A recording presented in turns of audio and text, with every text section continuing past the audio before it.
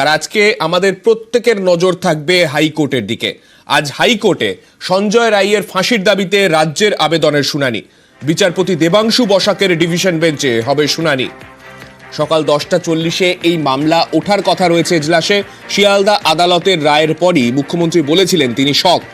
এরপরে হাইকোর্টে রাজ্যের তরফে আবেদন করা হতে পারে সেই আঁচ মিলেছিল গতকাল, সেই মর্মেই এই রাজ্যের তরফে আবেদন করা হলো দেবাংশু বসাকের, বিচারপতি দেবাংশু বসাকের ডিভিশন বেঞ্চে।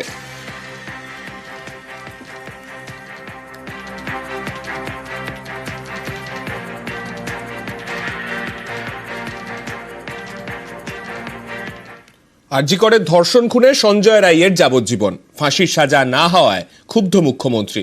মালদার মঞ্চে দাঁড়িয়ে তিনি বললেন তিনি শকড। ফাঁসির দাবিতে কলকাতা হাইকোর্টে মামলা রাজ্য সরকারের। যাবজ্জীবন মানেটা কি?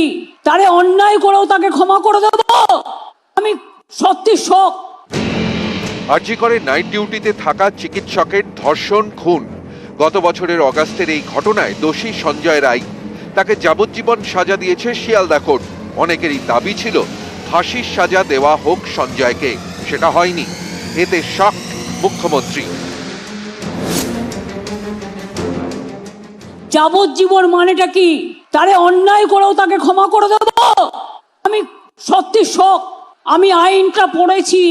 কি করে বলেন জাজমেন্ট?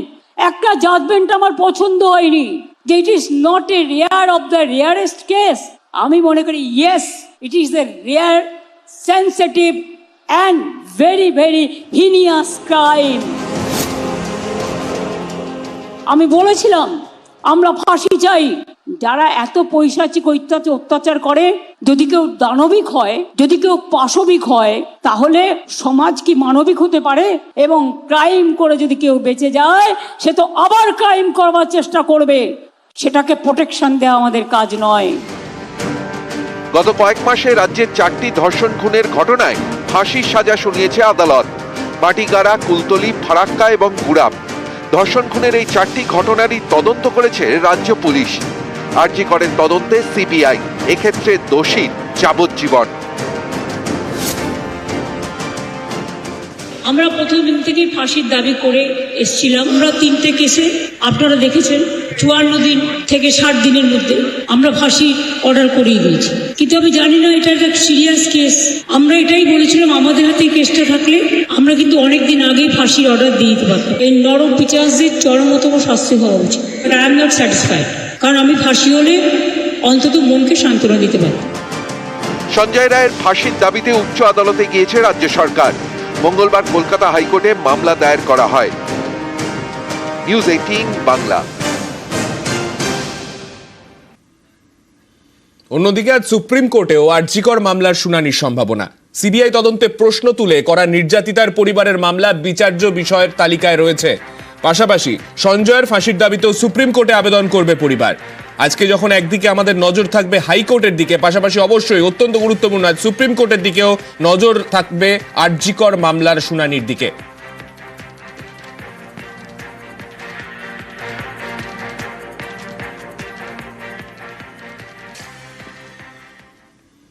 আমৃত্যু কারাদণ্ড নয়, আমজনতার তরফে দাবি তোলা হয়েছিল তারা ফাঁসি চান। রায়ের পরে কিছুটা হতাশ হলেও ফাঁসির দাবিতে অনড় আমজনতা। যাবজ্জীবন দিয়েছে ঠিকই, কিন্তু এটা বোধহয় ফাঁসি হলে আরও দৃষ্টান্তমূলক শাস্তি হতো, যেটাতে আরও অন্য কেউ আর এইভাবে এই ধরনের কিছু করতে হয়তো সাহস পেত না।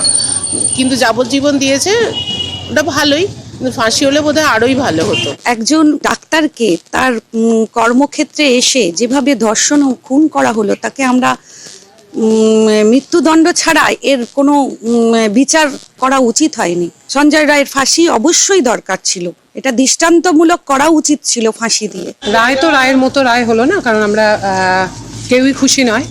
তার কারণ এতদিন ধরে সিবিআই তাদের সমস্ত কি তথ্য দিল বুঝতেই পারলাম না, যে তার রায়ে এটা দাঁড়ালো যে তার যাবজ্জীবন। এখানে তো অবশ্যই ফাঁসি হওয়া উচিত ছিল, তার কারণ এর আগেও বিভিন্ন কেসে যেরকম হয়েছে আমরা দেখেছি যেখানে তাদের ফাঁসি হয়েছে।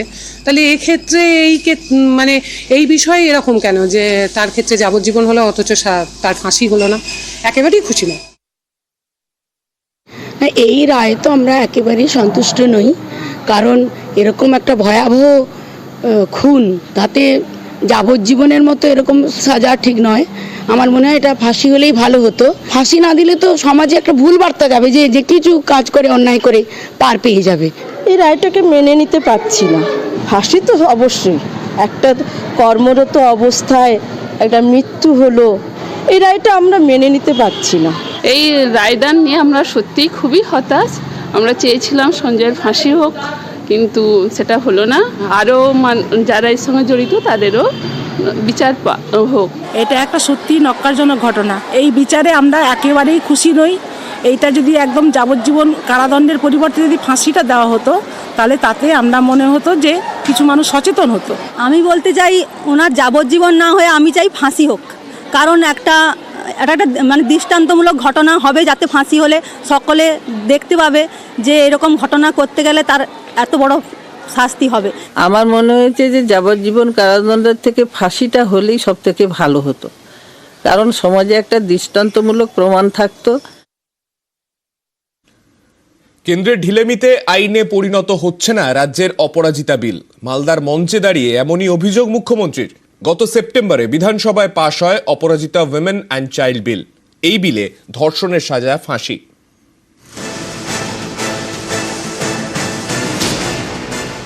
আমরা অপরাজিতা বিল পাশ করেছি অ্যাসেম্বলিতে, আমরা ডেথ পেনাল্টি রেখেছি সেখানে। সেই বিল আমাদের পাশ করা নিয়ে এখনো কেন্দ্রীয় সরকার ফেলে রেখে দিয়েছে। গত বছরের 9 আগস্ট আরজি করে মহিলা চিকিৎসকের ধর্ষণ খুন, এই নিয়ে তোলপাড়। সেই পরিস্থিতিতে পশ্চিমবঙ্গ বিধানসভায় অপরাজিতা উইমেন অ্যান্ড চাইল্ড বিল পাশ হয়। সেটা 3রা সেপ্টেম্বর। রাজ্য সরকারের আনা বিলে ধর্ষণে ফাঁসির সাজা সংস্থান রয়েছে। মুখ্যমন্ত্রীর অভিযোগ, কেন্দ্রের ঢিলেমিতেই অপরাজিতা বিলকে আইনে পরিণত করা যাচ্ছে না। আমি বলেছিলাম আমরা ফাঁসি চাই। যারা এত পৈশাচিক অত্যাচার করে, যদি কেউ দানবিক হয়, যদি কেউ পাশবিক হয়, তাহলে সমাজ কি মানবিক হতে পারে? আমরা অপরাজিতা বিল পাশ করেছি অ্যাসেম্বলিতে, আমরা ডেথ পেনাল্টি রেখেছি সেখানে। সেই বিল আমাদের পাশ করা নিয়ে এখনো কেন্দ্রীয় সরকার ফেলে রেখে দিয়েছে। আমরা চাই সেটা একটা মডেল তৈরি হোক এবং দেশে এটা মেনে নেওয়া হোক। অপরাজিতা উইমেন অ্যান্ড চাইল্ড বিলে ধর্ষণের অপরাধে ফাঁসির সাজা। ফাঁসির সাজার পাশাপাশি জরিমানার বিধানও রয়েছে। জরিমানার টাকায় নির্যাতিতাকে ক্ষতিপূরণ দেওয়া হবে। নির্যাতিতার মৃত্যু হলে তার পরিবার সেই টাকা পাবে। এ ধরনের অপরাধের বিচার হবে ফাস্ট ট্র্যাক কোর্টে। ধর্ষণের তদন্তে তৈরি হবে অপরাজিতা টাস্ক ফোর্স। দ্রুত তদন্ত শেষ করে বিচারের ব্যবস্থা করতে হবে। নির্দিষ্ট সময়ের মধ্যে তদন্ত শেষ না হলে শাস্তির মুখে পড়তে পারেন টাস্ক ফোর্সের সদস্যরা। কেন্দ্রের ভারতীয় ন্যায় সংহিতা এবং ভারতীয় সুরক্ষা সংহিতার বেশ কিছু ধারায় সংশোধনে আনা হয়েছে বিলে। বিধানসভায় এই বিল পাশ হয়েছে। রাষ্ট্রপতি সই করলেই তা আইনে পরিণত হবে। মুখ্যমন্ত্রীর অভিযোগ, কেন্দ্রের কারণেই অপরাজিতা বিল আইনে পরিণত হচ্ছে না। আমি বলেছিলাম আমরা ফাঁসি চাই। যারা এত পৈশাচিক অত্যাচার করে, যদি কেউ দানবিক হয়, যদি কেউ পাশবিক হয়, তাহলে সমাজ কি মানবিক হতে পারে? আমরা অপরাজিতা বিল পাশ করেছি অ্যাসেম্বলিতে, আমরা ডেথ পেনাল্টি রেখেছি সেখানে। সেই বিল আমাদের পাশ করা নিয়ে এখনো কেন্দ্রীয় সরকার ফেলে রেখে দিয়েছে। আমরা চাই সেটা একটা মডেল তৈরি হোক এবং দেশে এটা মেনে নেওয়া হোক। নিউজ 18 বাংলা।